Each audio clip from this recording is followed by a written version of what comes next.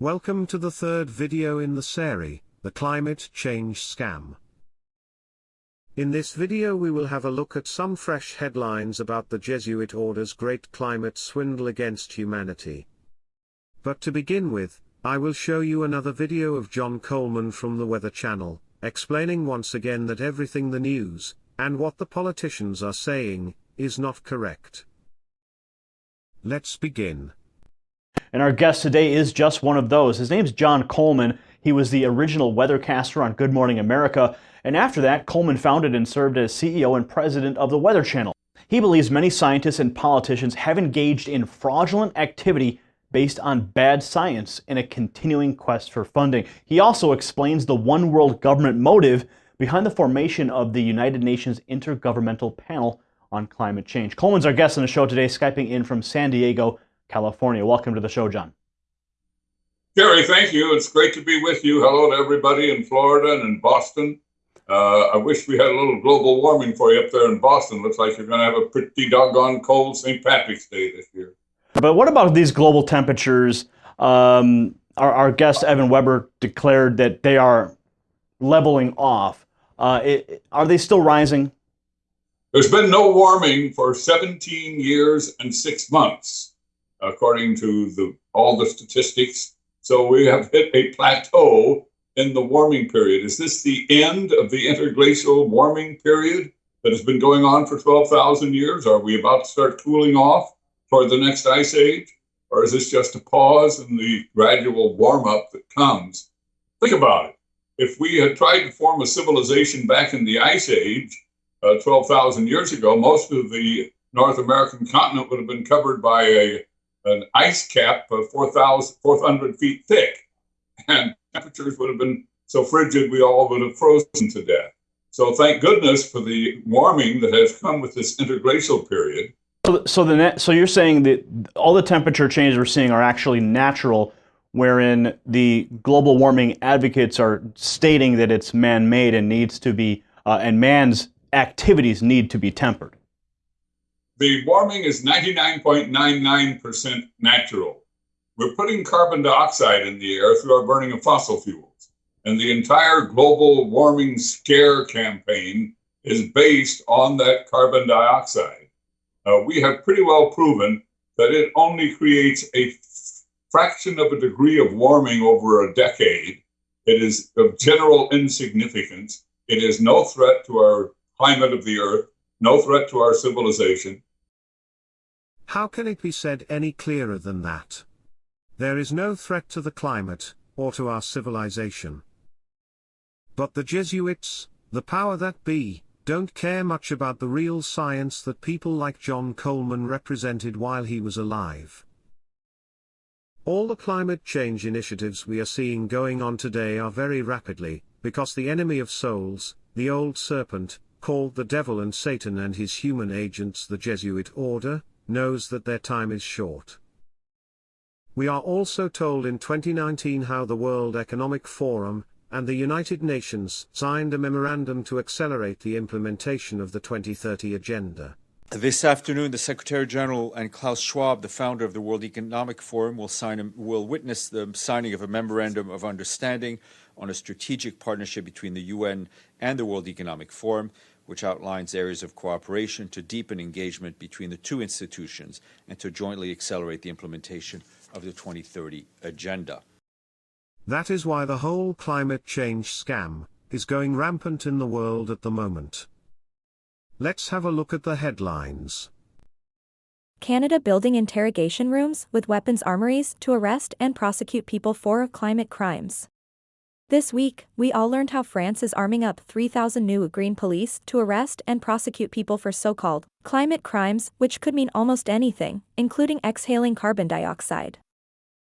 What sort of crimes will be prosecuted in Canada using these interrogation rooms and weapons armories? Global governments have recently declared war on nitrogen, the key element in crop fertilizer, and they appear to be poised to start interrogating farmers who apply nitrogen to their crops. Soon, you will hear news of climate confessions from farmers who are thrown in prison for engaging in agricultural practices that might produce food. As we heard John Coleman say before, that the carbon dioxide is only creating a fraction of a degree of warming over a decade. Just like our two other videos in the series shows, how all the merchants and leaders of the world are following the Pope's encyclical Laudato Si, as he is the one calling for all this. And I quote, "It is urgent to develop policies to reduce emissions of carbon dioxide and highly polluting gases." Next article from Breitbart about the Pope's little helper, Greta. Greta Thunberg claims a climate crisis is absent from green-obsessed public debate. Governments worldwide are turning their economies upside down to appease the global green agenda push, while issues of importance to ordinary people such as mass migration are largely ignored. But longtime climate activist Greta Thunberg has now claimed that the so-called climate crisis has remained absent from public debate. She also publicly lambasted the EU for being too lenient in its treatment of the much-hated nuclear energy sector. Such attention will possibly be welcome to the WEF affiliate ahead of the launch of her new book, which she reportedly hopes will become the go-to source for the general public on the issue of climate change. Emmanuel Macron says the end of abundance is here. President Emmanuel Macron has warned the French populace that the end of abundance is here, and they should get used to living with less. What we are currently living through is a kind of major tipping point or a great upheaval. We are living the end of what could have seemed an era of abundance, the end of the abundance of products of technologies that seemed always available. The end of the abundance of land and materials, including water. However, while it looks like Macron may be right when he proclaims the end of abundance for some people, this is not the case for everyone. Macron's statements come the same month that corporate profits hit record highs amidst a nationwide housing crisis. How can Macron call it the end of abundance when corporate profits hit record highs? Something surely does not add up, and unfortunately too many still can't see it. Record corporate profits in France amid household crises. France's CAC 40 stock index, which includes the country's largest companies, just reported its best quarter ever. From a profit perspective, €73 billion represents a 26% increase over 2013. Record-breaking inflation, energy shortages, economic growth nearing recession, and the most difficult times for the average French household since the 2008 financial crisis have all contributed to this year's record. The rich are getting richer, and the poor are getting poorer. Everything so far is following their plans. Macron warns sacrifices ahead after end of abundance. French President Emmanuel Macron warned Wednesday that France faced sacrifices in a new era marked by climate change and instability caused by Russia's invasion of Ukraine that signaled the end of abundance. Interesting word, sacrifices, they are using for their quote-unquote new era, which just is another fancy word for new world order. I wonder if the sacrifices has something to do with the 3,000 new green police they set up, same like the 87,000 IRS agents in the US ready to use deadly force against people who will not comply with the Jesuits' climate change scam. Climate change? Sheer nonsense, I assure you. Yes, it is complete nonsense. The last article I will show you in this video is an article from US Catholics, where they tell us again and again that it all has to do with the principles of Catholic social teachings. But before we get to the article, I want to show you a clip of both Joe Biden, but also Donald Trump defending and promoting the Catholic system as the puppets of the Jesuit order, which they both are. Now, a mere 50 years ago, we had a debate in this country about whether a Catholic could actually be elected president, should be elected president. And now this Jesuit Pope is coming to address a joint session of Congress. What does that say about our country? The thing I love about this Pope, I got to meet him when I went to his, quote, inauguration. I always thought it was an installation, but the inauguration. And I had the great pleasure of representing the United States of America. My sister was with me, and I sat, Holy Father, and the Pope reached out like this, and he grabbed my hand. He said, "I know, Mr. Vice President, you're always welcome here." That is the message he's sending to the world. And that is the tone he's striking everywhere, isn't it? Absolutely. That's why he's the single most popular figure in the world today. And not just in Catholic nations, across the board. I mean, look at the encyclical on climate change. It's all about, we have responsibilities. We have to husband this planet. I mean, and I'm excited, quite frankly, as a practicing Catholic.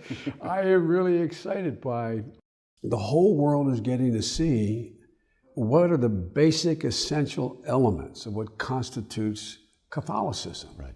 We can also agree on the need to stand up to anti-Catholic bias. It is clear who these two puppets are serving. Let's see the last headline. Pope Francis blueprint for a better world, post-COVID. COVID exposed our flaws. Can Catholic social teaching mend them? What should a post-COVID-19 world look like? Pope Francis has been thinking about this question for quite a long time, from very early on, in fact. Almost 2 years ago, he delivered a remarkable sequence of post-COVID-19 discourses, in which he laid out the principles needed to anchor global society and the global economy when the pandemic finally recedes.